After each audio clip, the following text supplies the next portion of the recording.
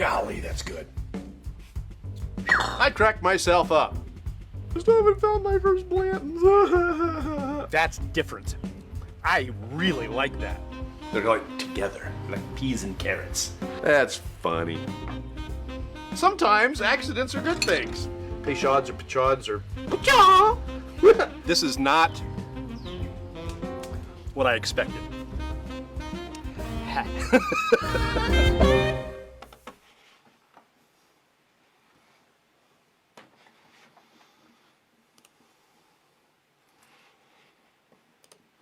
Hello, hello, hello, hello, hello. I know you've heard a crash. No, I did not break a bottle. I kicked a bottle, but I did not break it. And it did not spill because it was almost empty to begin with. We're all good. Hey, it's Friday. I'm sorry we didn't do this last night. I went up to Cleveland. I was doing a video up there, and I was supposed to get back, and I didn't get back. So here's the thing.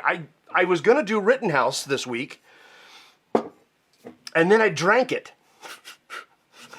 I really like this pour, so I drank it, and I had forgotten to go get more. So I could have done, this is the Bottled and Bond series, and I could have done this one instead, but I promised you I would do this one, and I really like this one. I've never reviewed this one, and we did the rye last week, the Old Overholt Bottled and Bond, so I thought, I gotta do this rye as well, the Bottled and Bond. So here we are doing it, and I have no way of being able to monitor. I'll see if I can do this on the computer. Yeah, okay. Do my best. I can't see who's watching. I can't see anything on this. So anyway, we're gonna do this, and I'm gonna get my way through this, and it'll be fun. All right, so these are the bottles we're gonna be continuing to do through Bottled and Bond month. We're doing Bottled and Bond month because it was March. Well, it was this month. It was this month that Bottled and Bond Day happened, 1897. So we did the Old Overholt Rye last week. Today we're going to be doing the Rittenhouse Rye. After that, we've got the Evan Williams, the Old Forester Bottled and Bond, the 1792 Bottled and Bond, and then a brand new one that I've never tried. Well, I've never tried some of these actually. This one I've had before. Yeah, that's it. And the Rittenhouse. And this is Jep the Creed. We'll be doing this one last as we get out of Bottled and Bond month. But let's get this poured, shall we? Give you some stuff about Rittenhouse. Rittenhouse is produced in the tradition of the classic Pennsylvania or monongahela rye whiskeys, which are believed to have had a spicier and fruitier flavor profile. This style is said to be high rye mash bills consisting of 80 to 100% rye grain. That is not the case with this one. The mash bill on this one is low rye. This is a lot of people think this is a high rye. It's not a high rye. It's a low rye. It's a 51% rye, 37% corn, 12% malted barley. For all intents and purposes, it is a very, very similar mash bill to the Sazerac, the Pikesville. Matter of fact, it's the exact same mash bill as the Pikesville. And also the Elijah Craig Rye. Same mash bill. All three of those in a very similar mash bill to Buffalo Trace's Sazerac Rye. So, although I know, you're going to say, well, they don't put out the intel on the mash bill for the Sazerac Rye. Yeah, I know, but trust me, it's a very, very similar mash bill. And of all of them, I think I like all of the Heaven Hill products, which is where this comes from. I like them all better than the Sazerac Rye from Buffalo Trace. So if you're looking for a great rye, a great low rye mash bill, then look at the Heaven Hill stuff before you start looking at Buffalo Trace. I know it's Buffalo Trace, and I know Sazerac Rye isn't out there very much, but the Heaven Hill Ryes are better. Same mash bill, generally same proof. Although the Pikesville is a little higher. And of course, this is Bottled and Bond, so it's 100 proof. All right. Bottled and Bond Rye, to be labeled Bottled and Bond, the whiskey must be the product of one distillation season and one distiller at a single distillery, aged in a federally bonded warehouse under U.S. government supervision for at least 4 years, and it must be exactly 100 proof. Additionally, the BIB label, Bottled and Bond label, must clearly identify the distillery, where it was distilled, and where it was bottled if different. Now, the history of this rye is tied to the decline of rum production. In the early 19th century, Scot-Irish immigrants who had settled around Maryland and Pennsylvania had brought barley and knowledge of distillation with them. Over time, two distinct types of rye from that area developed. Maryland-style rye, a little softer, kind of grassy. That would be like your Sagamore Spirit. While the Pennsylvania rye, sometimes referred to as the old monongahela rye, also known for their spicy, robust flavors, very similar to a Lawrenceburg rye.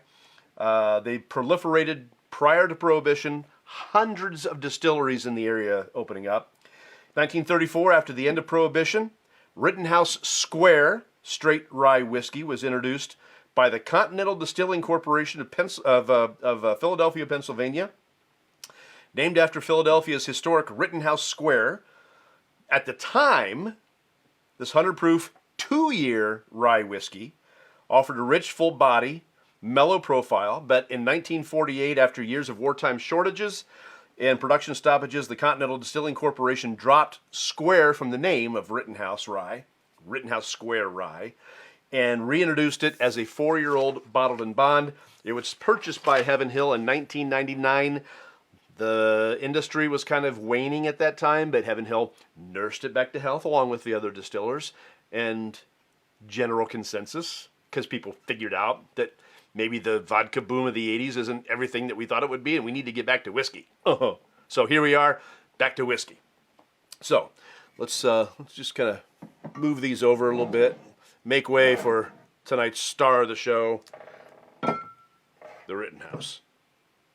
So, no, this is not named after that guy that got in trouble a couple of years ago. It's not an ode. It's not an homage. This has been around for a really long time.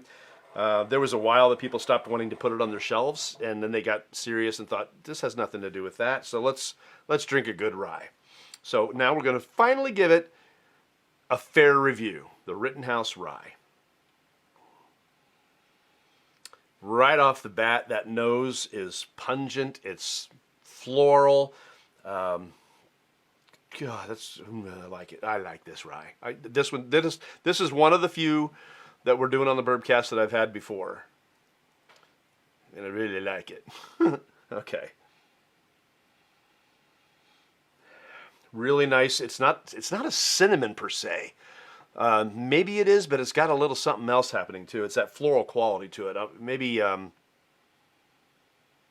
little cinnamon's good, but there's a little licorice behind it. And I don't like licorice, but I love it in whiskey.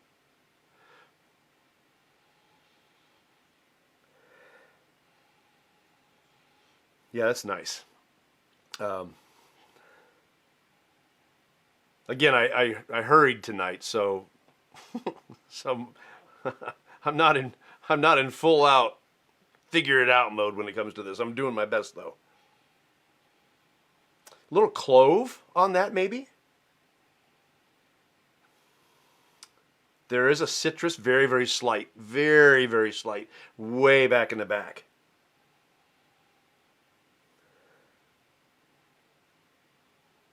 There's really no astringency whatsoever. Let's get to it.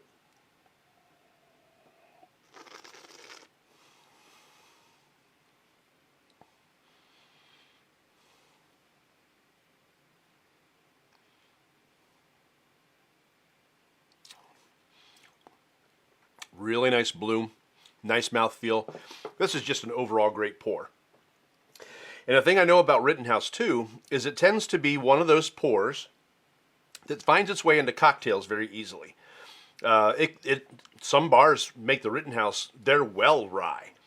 If they're using like Old Granddad for their well bourbon, which is a good choice by the way, they'll use the Rittenhouse. It's only $25. They'll use the Rittenhouse as their well rye, and they'll make their cocktails out of it because it tends to be a little spicier, and it's 100 proof, so it helps cut through those ingredients that you want to make a cocktail out of.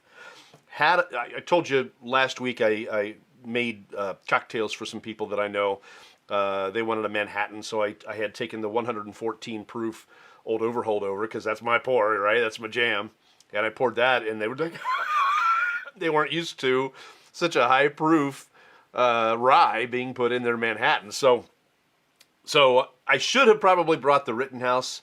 That might even be a little bit steep for some of these people, but 100 proof, it's just right there in the right ballpark. It's right where it belongs. Just a really, really nice pour.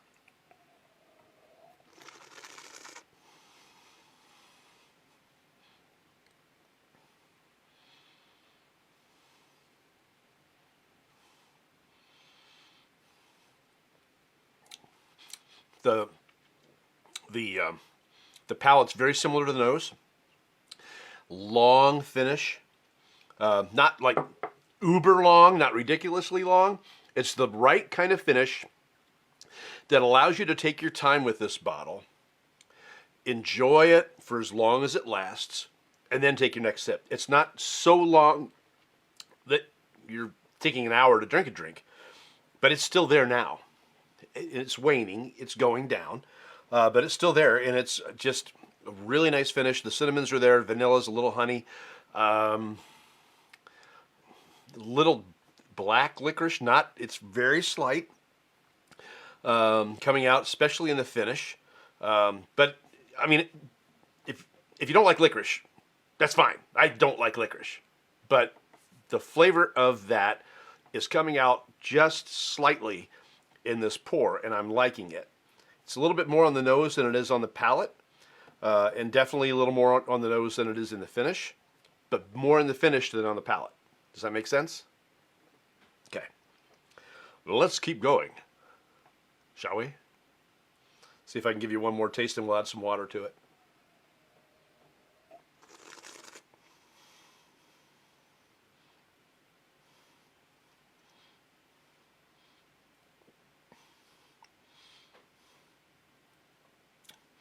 Yeah, I think I covered it all. There's something in there that's floral, even on the palate. I'm not good at picking out my florals. I just can tell you it's a little bit on the floral side. Baking spices. So if I didn't know better, I'd say ultimately this is a Lawrenceburg rye, and it might be, because that's what it reminds me of, is a Lawrenceburg rye. It's got that spice to it.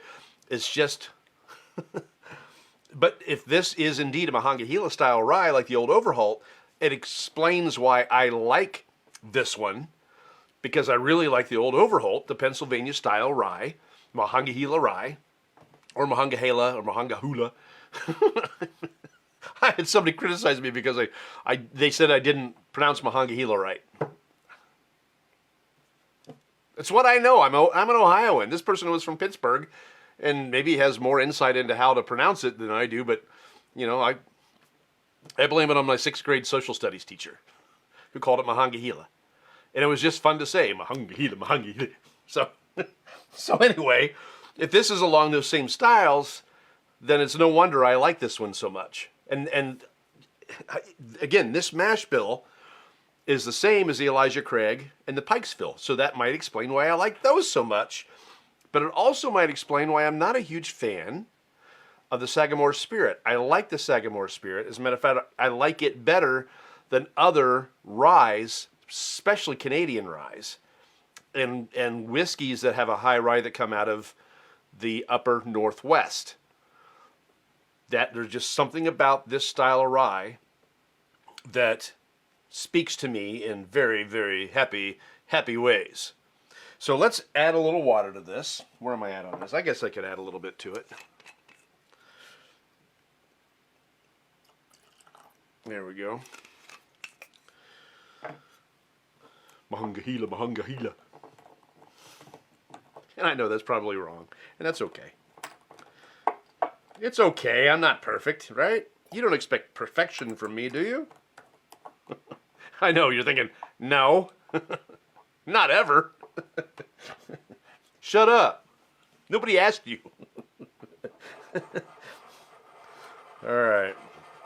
I don't know that I have ever added water to Rittenhouse until now. You know me, I'm a neat drinker. I generally don't add water to anything if I'm going to drink it for my own pleasure. But these, of course, I always do it. I don't I don't think I've ever done that with Rittenhouse before tonight. This will be interesting.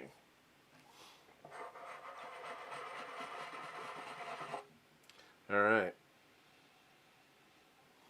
Brought out more citrus. I know a lot of times I'll do the water thing and then I don't check the nose. This time, for some reason, I did. And the citrus really popped on it this time. Yeah, so did the honey. They weren't as present last time. They didn't just jump out at me, but this time they are.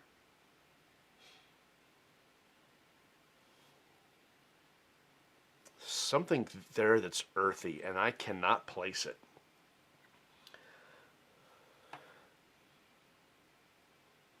I cannot place that. I have no idea what that is.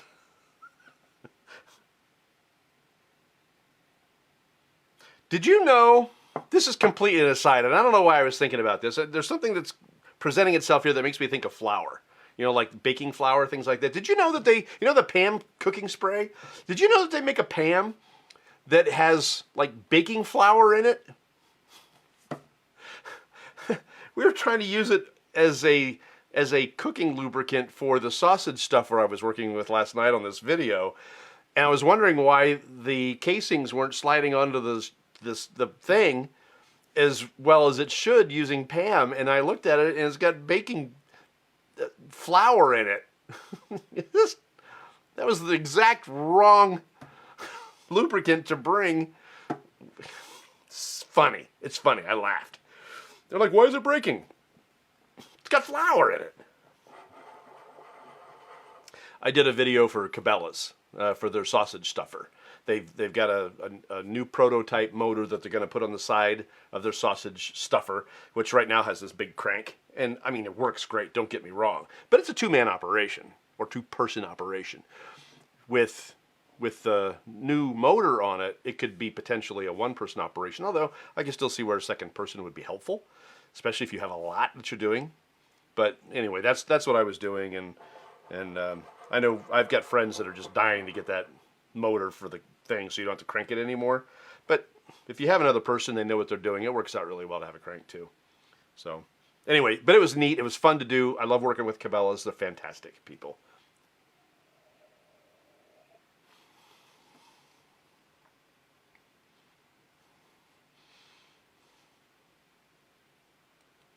That did not go the direction I thought it would. Remember that earthiness I was getting out of it that I couldn't place? When I put the water on it, that is the predominant taste. And I can't identify it. That's the weird part. So I'm going to take a minute here and I'm going to try to identify what that is. It tastes just fine. It's just earthy and I can't equate it to anything. And again, I'm sorry for those of you that are just joining us. I can't see that you're joining us. I can't see your comments. I'm not able to respond to anything that you're saying because, quite frankly, I left my phone upstairs, and that is my monitoring device. So for all I know, I can only hope that it's working fine.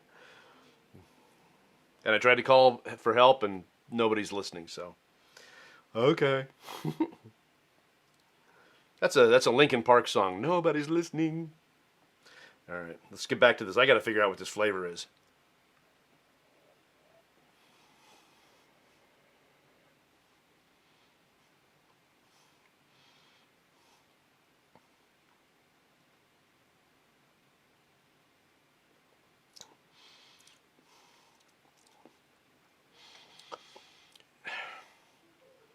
If I didn't know better, I'd say that I'm drinking something with wheat in it. And if I didn't know better, because I know Rittenhouse, I know it's not a wheated rye. There's no wheat in this. But it drinks softly like a wheat whiskey. And that graininess, that earthiness reminds me of a wheat grain within it. And I know there's no wheat in this, but that is what it reminds me of. And again, I told you a little while ago that I've got this essence of flour on the palate. And it makes me think of wheat flour. Wheat flour. So that's the extra grain that I'm tasting on this. So if you are a fan of like the Weller, I know everybody loves their Weller. It's tougher to get, about the same price point. Weller's a little lower in proof.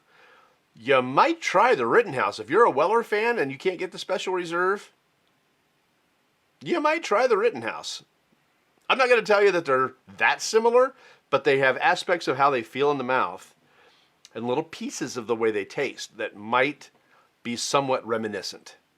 I don't know. I'd have to put them back to back, and then I'd probably think I'm crazy. But that's what's coming to mind right now. All right.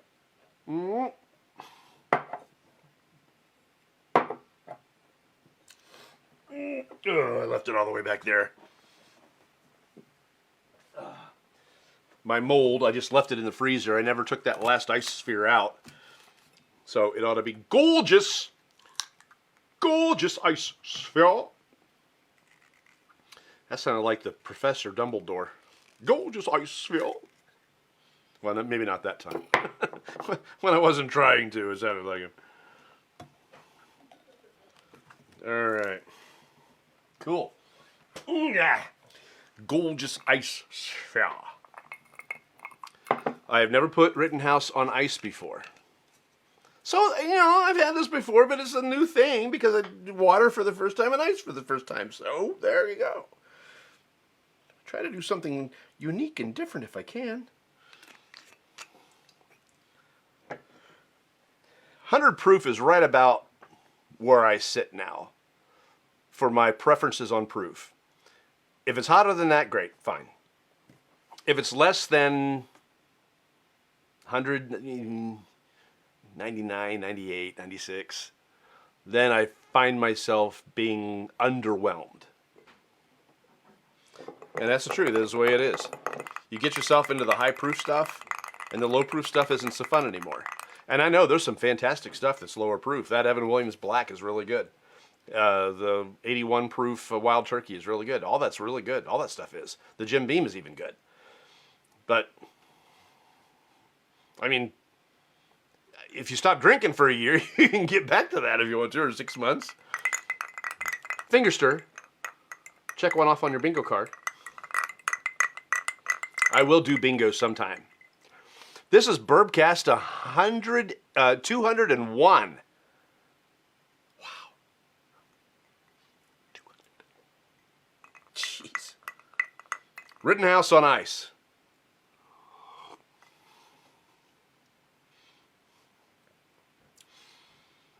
Ooh, there's a nice tobacco note that cuts through. So if you're looking for something that holds up on cocktails, this one does. Even though it's only a 51% rye, it's got enough to it to bring itself through some of those other ingredients.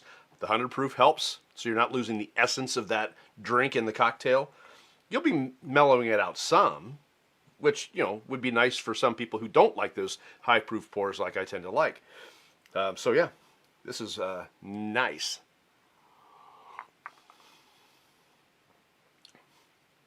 Yeah, a little bit of that tobacco note, maybe some of that licorice coming back out, not much.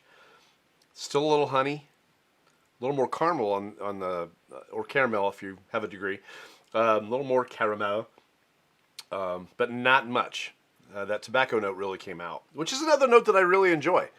It's another earthy style note that I like. I mean, until you start tasting the different things and you know what you're looking for and the profiles start to pop out, you're not going to know necessarily where I'm going with those things. It doesn't mean tastes like tobacco. It just kind of reminds you of a note like that. And if you've ever had tobacco, it's going to be tough for you to pull that out. But when I was younger, we toured tobacco fields. Just a matter of, golly, I don't know, 6-7 years ago, we were doing winery videos, and some of those wineries in Southern Ohio were built on old tobacco lands. So that gave me a little bit of exposure to tobacco fields as well. So I've just been around it a little bit, and so I know what I'm looking for. All right, so that is the Rittenhouse Rye. Now here's the issue. Here's the problem. Last week I promised you we were going to do the Rittenhouse, and it was a boo-boo. because I didn't actually have Rittenhouse on the schedule. I thought I did. I didn't read it right. What was actually supposed to have been on the schedule was this one, the Evan Williams Bottled and Bond. So I've got to figure out what I want to do. We might extend Bottled and Bond for another week. Get it out of the month of March. I was going to stop at the end of March and then do something different in April. Or we might double up. But I don't know what I want to double up because I've got this one that I've never had before. This one I've never had before. This one I've never had before.